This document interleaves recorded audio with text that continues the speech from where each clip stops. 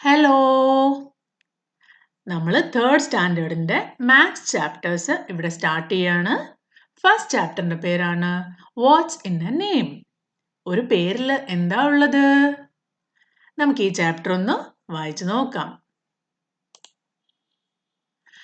A long time ago, there was a cowherd family in താരകേശ്വർ. വളരെ കാലം മുമ്പ് താരകേശ്വർ എന്ന സ്ഥലത്ത് ഒരു കൗഹേർഡ് ഫാമിലി ഉണ്ടായിരുന്നു. കൗഹേർഡ് ഫാമിലി എന്ന് പറഞ്ഞാൽ പശുവിനെ വളർത്തിയിട്ട് അതുകൊണ്ട് ജീവിക്കുന്ന ആളുകളാണ്. Every day Deba and Deep took the cows out for grazing. ആ ഒരു ഫാമിലിയിലുള്ള രണ്ടാളുകളാണ് ദേബ ആൻഡ് ദീപ്. എല്ലാ ദിവസവും അവര് കൗസിനെയൊക്കെ പുറത്ത് പുല്ല് മേയ്ക്കാൻ വേണ്ടി കൊണ്ടുപോകുമായിരുന്നു. They used to return in the late evening together with all the cows. വൈകുന്നേരം ആവുമ്പോൾ അവര് പശുവിനെ പുല്ലൊക്കെ മേയിച്ച് കഴിഞ്ഞിട്ട് വീട്ടിലേക്ക് തിരിച്ചു വരും. One day Deba asked, "How do we know that we have not lost any cows?" They did not know how to count.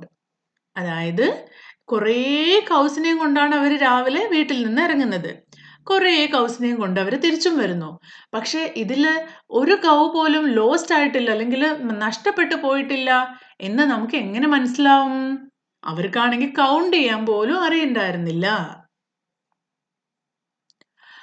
What could Deba and Deep do? അപ്പം നിങ്ങൾക്ക് എന്താ തോന്നുന്നത്? ദേബയും ദീപും എന്തായിരിക്കും ചെയ്തിട്ടുണ്ടാവുക? Their friend gave them an idea. അവരുടെ ഫ്രണ്ടിനോട് ചോദിച്ചു, ഞങ്ങൾക്ക് തിരിച്ചു വരുന്ന സമയത്ത് എല്ലാ കൗ ഉണ്ട് എന്ന് ഉറപ്പ് വരുത്തണം, അതിനുവേണ്ടി എന്താ ചെയ്യാൻ പറ്റുക ചോദിച്ചു. അപ്പൊ അവരുടെ ഫ്രണ്ട് അവർക്ക് ഒരു നല്ല ഐഡിയ പറഞ്ഞു കൊടുത്തു. When you go out, make a mark on the wall for each cow that leaves the gate. ഇത് കണ്ടില്ലേ, ഓരോ കൗവും വീട്ടിൽ നിന്ന് പുറത്തേക്ക് ഇറങ്ങുന്ന സമയത്ത് ആ ഒരു പശുത്തൊഴുത്തില്ലേ അതിന്റെ പുറത്തുള്ള വാളില് ഓരോ മാർക്ക് വീതം കൊടുക്കണം. Then when you come back, strike out one mark from the wall each time a cow re-enters the gate. മനസ്സിലായോ? ഓരോ കൗവും പുറത്തേക്ക് പോകുന്ന സമയത്ത് 1 1 1 1 എന്നിങ്ങനെ മാർക്ക് ചെയ്ത് വെക്കും. അങ്ങനെ എല്ലാ കൗവും കഴിയുമ്പം ഇതേപോലത്തെ കുറേ മാർക്സ് ഉണ്ടാവും വാളിൽ. പിന്നെ വൈകുന്നേരം തിരിച്ചു വരുമ്പോഴോ ഓരോ കൗ എൻ്റർ ചെയ്യുമ്പോഴും ഓരോ ലൈനിനെ കട്ട് ചെയ്യും. അപ്പം എല്ലാ കൗവും ഉള്ളിലെത്തുമ്പോഴേക്കും എല്ലാ ലൈൻസും കട്ട് ചെയ്ത് കഴിഞ്ഞിട്ടുണ്ടാവും. ഇനി ഏതെങ്കിലും ഒരു ലൈൻ കട്ട് ചെയ്യാതെ ബാക്കിയുണ്ടെങ്കിൽ അതിനർത്ഥം എന്താണ്? ആ കൗ എവിടെയോ ലോസ്റ്റ് ആയിട്ടുണ്ട്, അത് ഇതിനുള്ളിലേക്ക് വന്നിട്ടില്ല. അപ്പൊ അവരുടെ ഫ്രണ്ട് നല്ല ഐഡിയ ആണല്ലേ പറഞ്ഞു കൊടുത്തത്. The next day, they followed their friend's idea and all the marks were struck out when they came back home. അങ്ങനെ നെക്സ്റ്റ് ഡേ തന്നെ അവരുടെ ഫ്രണ്ടിന്റെ ഐഡിയ പ്രയോഗിച്ചു. എന്നിട്ട് തിരിച്ചു വീട്ടിലെത്തിയപ്പോൾ എല്ലാ വരകളും സ്ട്രൈക്ക് ഔട്ട് ചെയ്തു. Did all the cows come back home? എല്ലാ കൗസും വീട്ടിലേക്ക് തിരിച്ചെത്തിയോ? തിരിച്ചെത്തി. എങ്ങനെ മനസ്സിലായി? എല്ലാ ലൈൻസും സ്ട്രൈക്ക് ചെയ്ത് കഴിഞ്ഞു, എല്ലാ ലൈൻസും വെട്ടിക്കളഞ്ഞു. അപ്പൊ അതിനർത്ഥം എല്ലാ കൗസും വീട്ടിൽ തിരിച്ചെത്തി എന്നാണ്. After a few years, they had many more cows. കുറച്ച് വർഷങ്ങൾ കഴിഞ്ഞപ്പോൾ അവരുടെ അടുത്ത് വീണ്ടും കുറേ കൗസും കൂടി വന്നു. One day their wall had this many marks when they left home. ഒരു ദിവസം രാവിലെ ദേബയും ദീപും കൂടി പശുവിനെയും കൊണ്ട് ഗേസ് ചെയ്യാൻ വേണ്ടി കൊണ്ടുപോവുക. അവര് വീട്ടിൽ നിന്ന് പുറത്തിറങ്ങി കഴിഞ്ഞപ്പോൾ ഓരോ കൗ പോകുമ്പോഴും അവരിവിടെ മാർക്ക് ചെയ്ത് വെക്കില്ലേ? ടോട്ടലായിട്ട് അവരുടെ വാളിൽ ഇത്രയും മാർക്സ് ഉണ്ട്. ഇത് എത്രയാ? 1 2 3 4 5. ഓരോ ഗ്രൂപ്പും അവർ 5 ആയി തിരിച്ചിരിക്കുകയാണ്. അതെന്താ കാരണം? കാരണം നിങ്ങൾക്ക് എല്ലാം അറിയാം, 5 + 5 എത്രയാ? 10. അപ്പൊ ഓരോ 5നെ ആഡ് ചെയ്യാൻ വളരെ ഈസിയാണ്. നോക്കിയേ, 5 പിന്നെ 10. അടുത്തതോ 15. കണ്ടോ? 5 10 15 20 25 30 35 40 45 45 കഴിഞ്ഞാൽ പിന്നെ 46 47. ടോട്ടൽ എത്രയുണ്ട്? 47. നമ്മൾ ഓരോന്നായിട്ട് എണ്ണി പോകുമ്പോൾ കുറച്ചുകൂടി കൺഫ്യൂസിങ് ആയിരിക്കും. 5 ഗ്രൂപ്പുകൾ വീതം വെച്ച് കഴിഞ്ഞാൽ കുറച്ചുകൂടി അത് കൗണ്ട് ചെയ്യാൻ ഈസി ആയിരിക്കും. അപ്പോൾ ഇവിടെ so they had 47 cows. Total എത്ര cows ഉണ്ട് ഇപ്പോൾ? 47 cows. The next day they returned with cows. അടുത്ത ദിവസം അവർ പശുക്കളുമായിട്ട് തിരിച്ച് വീട്ടിലെത്തി. They struck out one mark as each cow re-entered the gate. ഓരോ കൗസും ഗേറ്റ് കടന്ന് ഉള്ളിലേക്ക് കയറുമ്പോഴും ഓരോ ലൈൻസിന് വീതം അവർ സ്ട്രൈക്ക് ചെയ്യും. 2 marks were still left on the wall.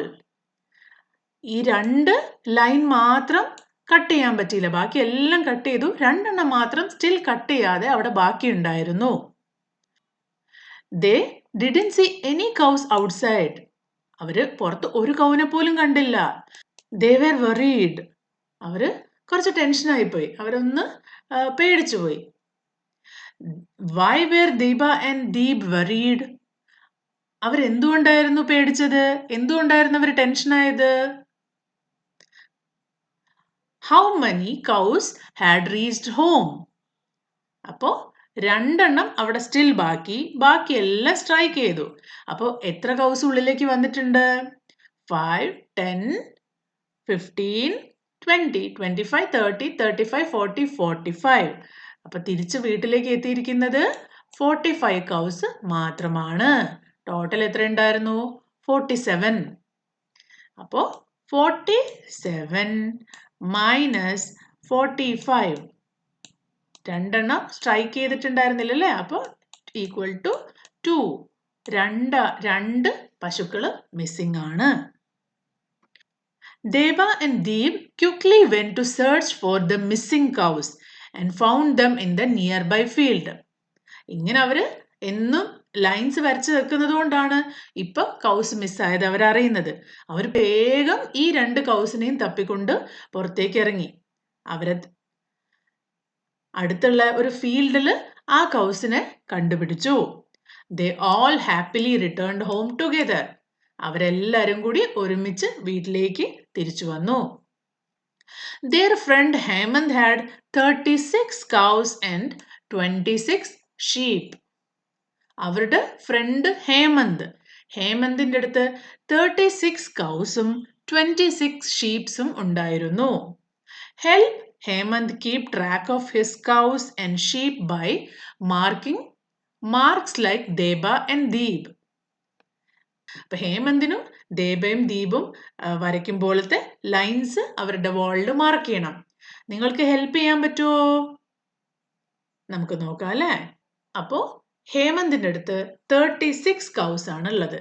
36 cows ആവണമെങ്കിൽ ആദ്യം തന്നെ 5 കൗസ്, പിന്നെ 10 കൗസ്, 15 കൗസ്, 20 കൗസ്, 25 കൗസ്, 30, 35, 36 വേണം അല്ലേ? ഇനി ഒരു ലൈനും കൂടി വേണം. 5 ലൈൻ വീതമുള്ള ഗ്രൂപ്പ് ആണെങ്കിൽ നമുക്ക് 36ന് ഇങ്ങനെ എഴുതാം. ഇനി 23 എങ്ങനെ എഴുതും? അതും 5 ഗ്രൂപ്പിൽ എഴുതാം. നമുക്കതിന് വേറെ കളർ കൊടുക്കാം ഡിഫറൻഷിയേറ്റ് ചെയ്യാൻ വേണ്ടി. 5, 10, 15, 20, 23 ആണല്ലേ വേണ്ടത്? 20 ആയി. ഇനി 3 സിംഗിൾ ലൈൻസ്. അപ്പോൾ ഇത് ഹേമന്തിന്റെ കൗസും ഇത് ഹേമന്തിന്റെ ഷീപ്പിന്റെയും നമ്പർ ആണ്. Let's do. Some animals and bird got together to play a game. They wanted to make 2 teams. They decided that the captain of the first team will be the one with the longest name. That is, the one with most letters. The captain of the second team will be the one with the shortest name. That is, the one with fewest letters. മനസ്സിലായോ? ഇവിടെ കുറേ animals ഉണ്ട്. ഇവര് ഒരു 2 ടീമായിട്ട് ഒരു game കളിക്കാൻ plan ചെയ്തിരിക്കുകയാണ്. ആ 2 ടീമിന്റെയും ക്യാപ്റ്റൻസിനെ അവർ തിരഞ്ഞെടുക്കുന്നത് എന്തിന്റെ ബേസിലാണെന്ന് അറിയോ? ഇവരുടെയൊക്കെ പേരുകൾ കണ്ടോ? ടൈഗർ, ഡോഗ്, സ്നേക്ക്, അങ്ങനെ അവരുടെ പേരുകൾ ഇവിടെ കൊടുത്തിട്ടുണ്ട്. ആരുടെ പേരിലാണോ ഏറ്റവും കൂടുതൽ ആൽഫബറ്റ്സ് അല്ലെങ്കിൽ ഏറ്റവും കൂടുതൽ ലെറ്റേഴ്സ് ഉള്ളത് അവരാണ് ഫസ്റ്റ് ടീമിന്റെ ക്യാപ്റ്റൻ. ഇനി ആരുടെ പേരിലാണോ ഏറ്റവും ലീസ്റ്റ് നമ്പർ ഓഫ് ലെറ്റേഴ്സ് ഉള്ളത് അയാളാണ് സെക്കൻഡ് ടീമിന്റെ ക്യാപ്റ്റൻ. ആരായിരിക്കും? നിങ്ങൾക്കൊന്ന് ചെക്ക് ചെയ്യാൻ പറ്റുമോ? നമുക്ക് നോക്കാം. First tiger. ടൈഗറിൽ എത്ര ലെറ്റർ ഉണ്ട്? 5. ഡോഗ് 3. സ്നേക്ക് 5. goat 4.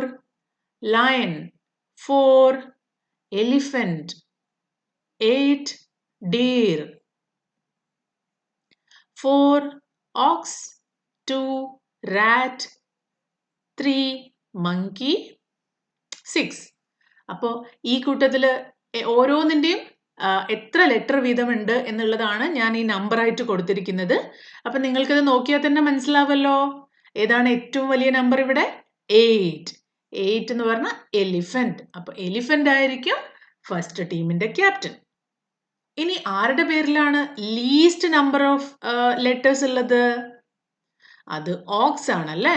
ഓക്സിന്റെ നെയിമിൽ 2 ലെറ്ററേ ഉള്ളൂ.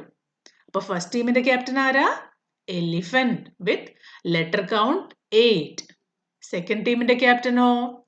Aux with letter count equal to 2. Do you know any animal having a longer name than first team's captain? ഇവിടെ തന്നിരിക്കുന്ന അല്ലാതെ വേറെ ഏതെങ്കിലും ഒരു ആനിമലിന്റെ പേര് പറയണം. ഈ ഫസ്റ്റ് ടീം ക്യാപ്റ്റന്റെ പേരിനേക്കാളും വലിയ പേരുള്ള ഒരു ആനിമലിന്റെ പേര് നിങ്ങൾക്കറിയാമോ? കണ്ടുപിടിച്ചിട്ട് നിങ്ങളുടെ ബുക്കിൽ എഴുതാം. ഒരു എക്സാമ്പിൾ ഇവിടെ തരാം. ചിമ്പാൻസി. ചിമ്പാൻസിയിൽ 10 ലെറ്റേഴ്സ് ഉണ്ട്. അലിഗേറ്റർ. അലിഗേറ്ററിൽ 9 ലെറ്റേഴ്സ് ഉണ്ട്. രണ്ടും 8നേക്കാളും കൂടുതലാണല്ലേ. ഇനിയും ഇതേപോലത്തെ പേരുകൾ ഉണ്ടാവും. അത് നിങ്ങൾ കണ്ടുപിടിച്ചിട്ട് എഴുതുക. Next question. Who has a longer name? Discuss. Mahesh and Karthik. My name is longer. My name is longer. ഇവിടെ എന്താ സംഭവിക്കുന്നത്? മഹേഷും കാർത്തിക്കും കൂടി അടി ഉണ്ടാക്കുകയാണ്. എൻ്റെ പേരാണ് വലുത്, എൻ്റെ പേരാണ് വലുതെന്ന്.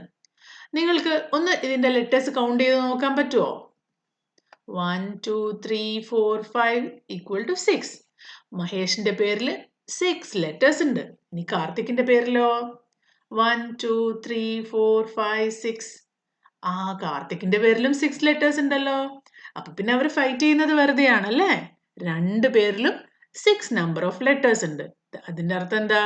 2 പേരുടെ പേരും ഈക്വൽ ആണ്. Write down the names of some of your friends in the space given below and answer the question from A to F. നിങ്ങളുടെ ക്ലാസ്സിലെ നിങ്ങളുടെ ഫ്രണ്ട്സിന്റെ പേരുകൾ ഇവിടെ കൊടുക്കണം. ഒരു 8 ബ്ലാങ്ക്സ് ഇവിടെ ഉണ്ട്. അപ്പം നിങ്ങളുടെ ക്ലാസ്സിലെ ഏതെങ്കിലും 8 പേരുടെ പേരെഴുതാം. ഞാനിവിടെ തൽക്കാലം ഏതെങ്കിലും 8 പേരുകൾ കൊടുക്കുകയാണ്. എന്നിട്ട് അതിനനുസരിച്ച് ഇവിടുത്തെ ക്വസ്റ്റ്യൻസിന് ഒക്കെ ആൻസർ ചെയ്യുന്നതാണ്.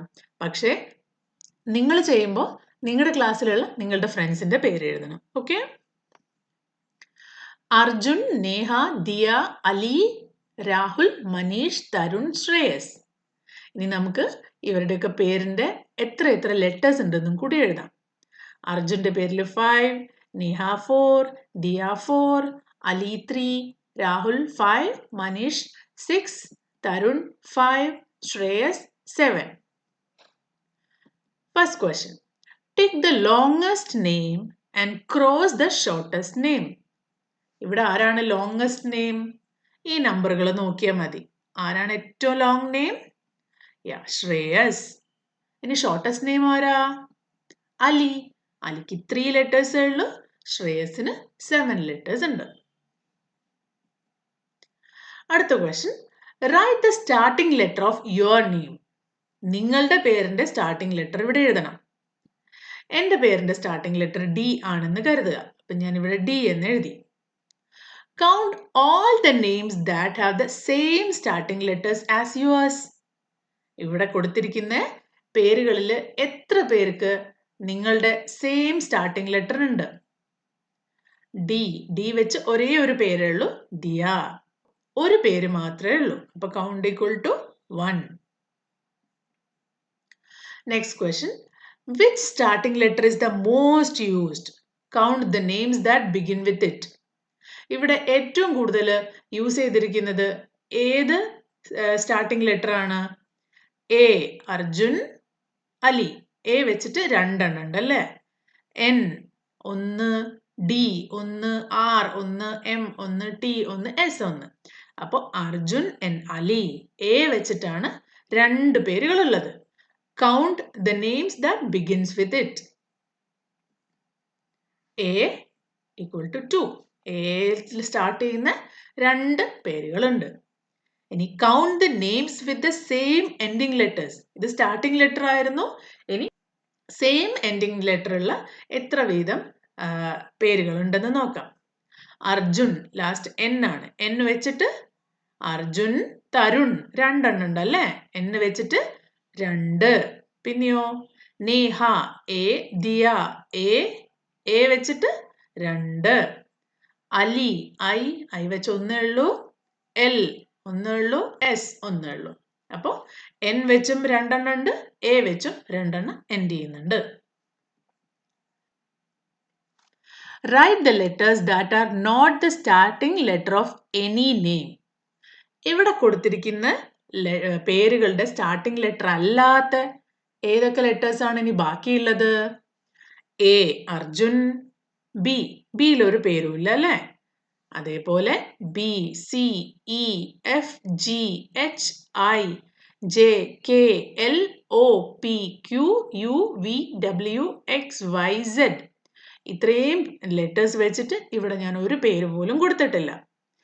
A, N, D, R, M, T, S ഇത്രയും കാര്യങ്ങൾ ഇതിൽ എഴുതിയിട്ടുമില്ല. കാരണം അത് വെച്ചുള്ള പേരുകൾ ഇവിടെയുണ്ട്. ഓക്കെ, അപ്പോൾ ഇതൊരു ലോങ് ചാപ്റ്റർ ആയതുകൊണ്ട് നമുക്ക് ഇതിവിടെ വെച്ച് നിർത്താം. ഇനി ഇതിൻ്റെ ബാക്കി അടുത്ത വീഡിയോയിൽ കണ്ടിന്യൂ ചെയ്യാം. അടുത്ത വീഡിയോ പാർട്ട് 2 ആയിട്ട് ഇതിൻ്റെ കൂടെ തന്നെ അപ്ലോഡ് ചെയ്യുന്നതാണ്. അപ്പോൾ ഇതുവരെ നോക്കിയതിന് ശേഷം ബാക്കി ഭാഗത്തിന് വേണ്ടി അടുത്ത വീഡിയോ നോക്കാം. അപ്പോൾ അടുത്ത വീഡിയോയിൽ കാണാം. അതുവരേക്കും ബൈ.